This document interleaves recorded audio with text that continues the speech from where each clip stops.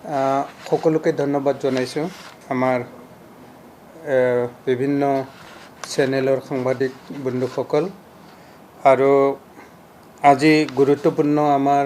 itchy meeting আছিল cabinet বৈঠক আছিল ইয়াত আমি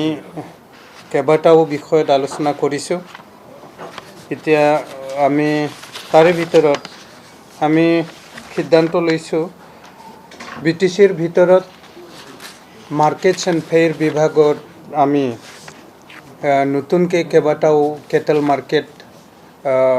স্থাপন কৰিম আৰু বন্ধ হৈ থকা যিখিনি কেটেল মাৰ্কেট আছিল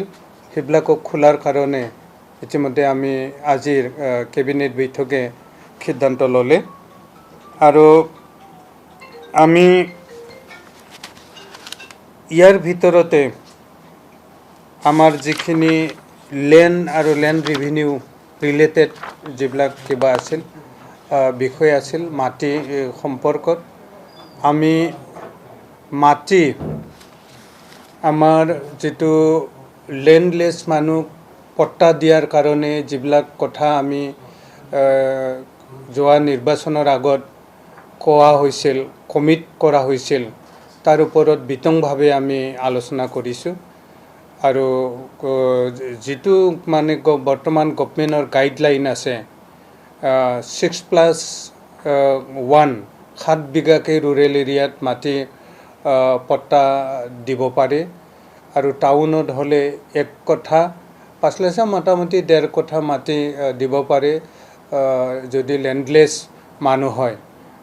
তেওঁলোকক মানে কেটেগৰীবিলাক কেনেকৈ আমি চিনাক্ত কৰিম লেণ্ডলেছ মানুহ হয় নে নহয় এই সকলোবিলাক হেৰি কৰাৰ কাৰণে আমি একোটা জোন কৰি পেলাই আমি কমিটি বনাই গোটেই বিষয়বস্তুটো চোৱাৰ কাৰণে লেণ্ড এণ্ড ৰেভিনিউ ডিপাৰ্টমেণ্টৰ আণ্ডাৰত আমি তেনেকুৱা